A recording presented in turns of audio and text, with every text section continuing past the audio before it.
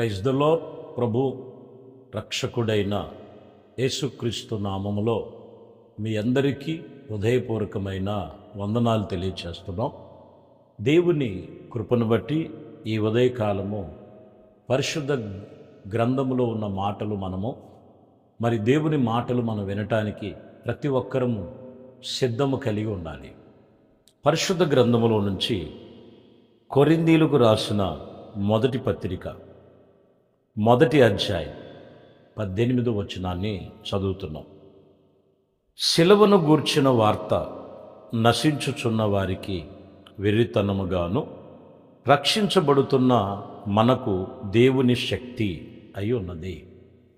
ఇక్కడ దైవజనుడు పౌలు సెలవిచ్చిన మాట కొరింథీ సంఘానికి, శిలువను గూర్చిన వార్త కొందరికి వెర్రితనంగా ఉన్నది. ఎవరు వెర్రితనంగా ఉండేది అని అంటే, వీళ్ళు నశించిపోతున్న ఆత్మలు వెర్రితనముగా ఉంటుంది. వాక్యం చెప్తున్న మాట అది. దేవుని మాటలు లోబడండి, దేవుని సన్నిధికి రండి, ప్రార్థనలు చేసుకోండి, మీ పాపములు ఒప్పుకొని విడిచిపెట్టండి. ఇలాగా యేసయ్యను గురించి, యేసు రక్తమును గురించి, యేసయ్య శిలువను గురించి, యేసయ్యను గురించి ప్రకటన చేస్తున్నప్పుడు కొంతమంది ఏలం చేసేవాళ్ళు ఉంటారు. కొంతమంది మరి అనేకమైన తప్పులు ఎతికేవారుగా ఉంటారు. ఇక్కడ వాక్యములో కూడా చెబుతున్న మాట అదే. నశించిపోతున్న వారికి ఇది వెర్రితనముగా ఉన్నదని బైబిల్ చెప్తున్న సంగతి.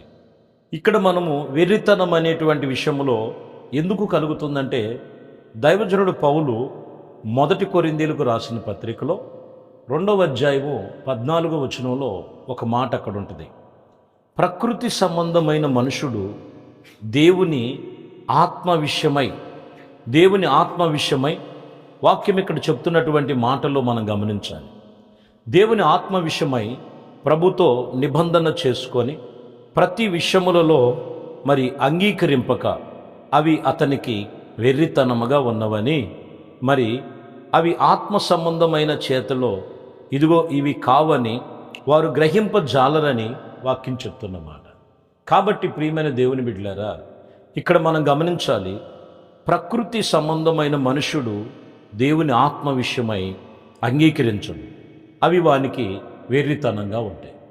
వెర్రితనంగా ఉండటానికి గల కారణం ఏంటంట, కొందరు మనం చూస్తే లోకంలో దేవుని గురించి మాటలు చెప్దామన్నా, సువార్తను ప్రకటించి దేవుని బైబిల్ సంగతులు చెప్తున్నప్పుడు వీళ్ళనే మాట ఏంటంటే, మనిషి ఈ లోకములో ప్రకృతి సంబంధంగా ఆలోచన చేసి ఇప్పుడు మనుషుడు అనుభవించకపోతే ఇంకెప్పుడు అనుభవిస్తారు, మనుషుడు ఇప్పుడు కాకపోతే ఇంకెప్పుడు చూసేదాన్ని, మనిషి అన్న తర్వాత అన్నీ చూడాలని ఆలోచన చేస్తుంటారు. ఇవి ప్రకృతి సంబంధమైనటువంటి వెర్రితనం.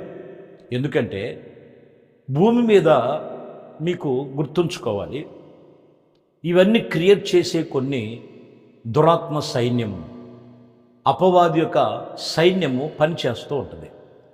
మనిషిని దేవుని యొక్క ఆత్మ సంబంధమైన విషయాల్లో వాళ్ళని ఎదగనివ్వదు. కారణం ఏంటంటే, వీళ్ళకి ప్రకృతి సంబంధమైనటువంటి విషయాలు వీళ్ళకి ఆ మనసులో పెట్టుకొని దేవుని గూర్చినటువంటి ఆత్మ సంబంధమైన మాటలు వింటున్నప్పుడు వీళ్ళకి వెర్రితనంగా ఉంటుంది. ఈరోజు వాక్యం చెప్తున్న మాట, పరిశుద్ధ గ్రంథమును బట్టి సరిచేసుకున్నవాడు దేవుని సంబంధి, ఆత్మ సంబంధి. వారు వెర్రివారుగా ఉన్నారు. శిలువను గూర్చిన వార్త ఎవరికి వెర్రితనంగా ఉన్నదంటే, ప్రకృతి సంబంధమైన తలంపులు కలిగిన వారికి.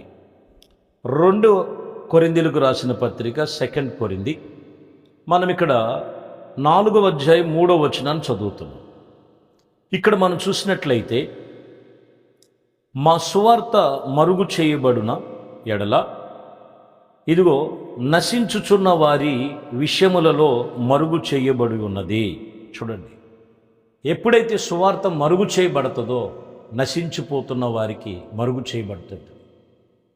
నశించిపోయేవారు మరుగు చేసుకుంటూ ఉంటారు. అందుకనే సువార్తను ఎందుకు ప్రకటన చేయాలి? కొంతమంది హేళన చేసిన, కొంతమంది సువార్త ప్రకటన చేస్తున్నప్పుడు వారి మీద నానా దుర్భాషలు మాట్లాడి వారిని కొన్ని విషయాల్లో కొన్ని రకాలుగా హింసించినటువంటి విషయంలో యేసుక్రీస్తుని శిలువను, ఆయన శిలువ యొక్క ప్రేమను చూపిస్తానికి గల కారణం ఏంటో తెలుసా? ప్రియమైన దేవుని బిడ్డలారా, దేవుని సువార్త మరుగు చేయటానికి కాదు, సకల జనులకు తెలియచేయటానికి. ఎందుకంటే లోకములో వెరితనముగా ఉన్నదని, వెర్రివారైపోతున్నారని, ఈ లోక సంబంధమైనది వారి కనులకు గుడ్డితనం కలుగు చేస్తున్నదని తెలియచేసేటువంటి వెలుగు సంబంధులుగా నిలిపేదే దేవుని సువార్త. 1 కొరింథీయులకు రాసిన పత్రికలోనే 1వ అధ్యాయంలో 23వ వచనంలో అక్కడ రాయబడిన మాట, అయితే మేము సిలువ వేయబడినటువంటి క్రీస్తును ప్రకటిస్తున్నాము.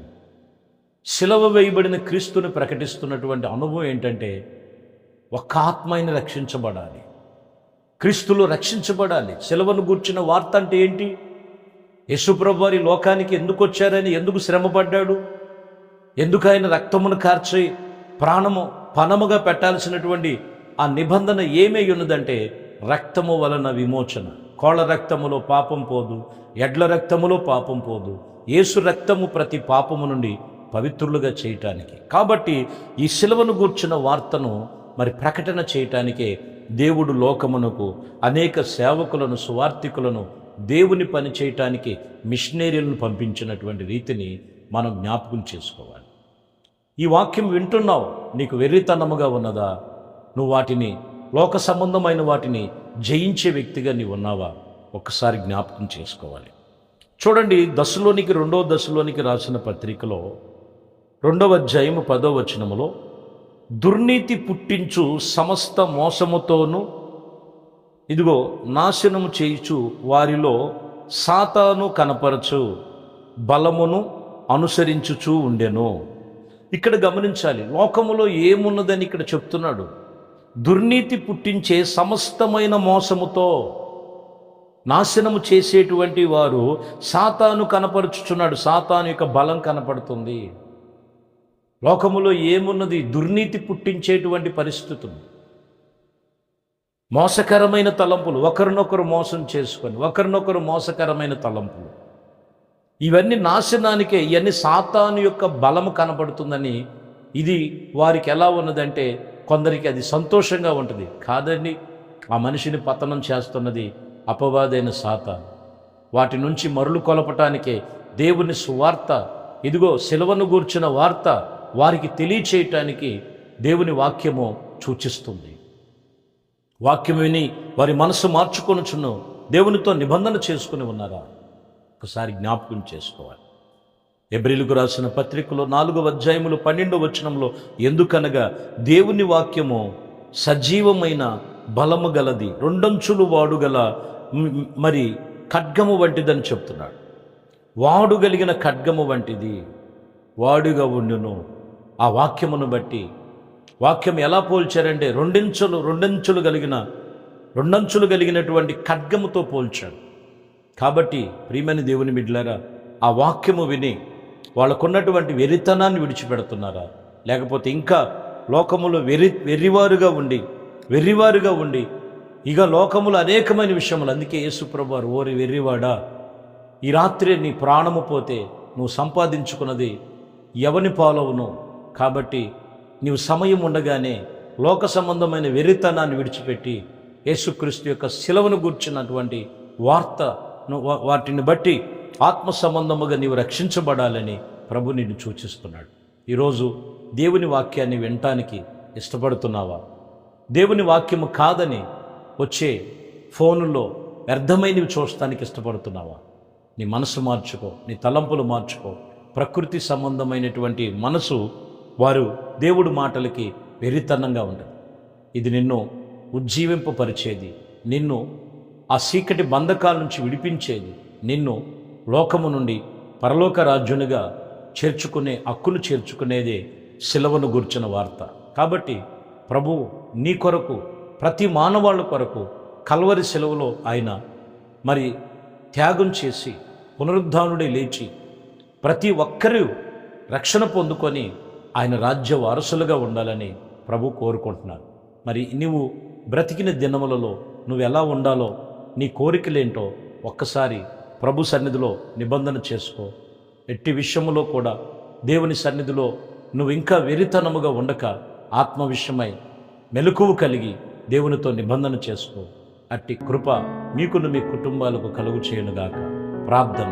మహాపరిశుద్ధుడా, ప్రేమ కలిగిన తండ్రి, దయగలిగిన మా ప్రభువా, మీ శ్రేష్టమైన పరిశుద్ధ నామమును బట్టి నీ వందనాలు, స్తోత్రాలు చెల్లిస్తున్నాను. ఈ దయా సంకల్పమునకై స్తోత్రాలు నాయన. అయా మరి ఇచ్చినటువంటి సమయమును బట్టి సిలువను గూర్చినటువంటి వార్త, ఇదిగో నాయన నా ప్రభువా, నశించిపోతున్న వారికి వెర్రితనముగా ఉన్నదని, అదిగో నాయన అయా మరి సిలువను గూర్చినటువంటి ప్రకటన వస్తున్నప్పుడు నిన్ను నీవు సరిచేసుకోమని, నీ ఆత్మను సరిచేసుకోమని, శరీర క్రియలు సరిచేసుకోమని. దుష్టుడు సాతానుడి యొక్క క్రియలు దుష్టత్వమును, పాపము, వ్యసనం సూచిస్తుంది. వాటిని చూసి సంతోషించక పరలోకమందు దేవుని యొక్క సన్నిధి ఇదిగో భూమి మీద కనపడుతున్న మాటలను బట్టి దేవుని సన్నిధిలో సరిచేసుకొని ఆత్మ సంబంధముగా నడిపించబడినట్లు మీ కృపతో నింపమని నజరేయుడైన యేసుక్రీస్తు పరిశుద్ధ నామములో ప్రార్థించి వేడుకొనుచున్నాము తండ్రి. ఆమేన్. ప్రభు మిమ్మల్ని దీవించి ఆశీర్వదించునుగాక. ఆమేన్.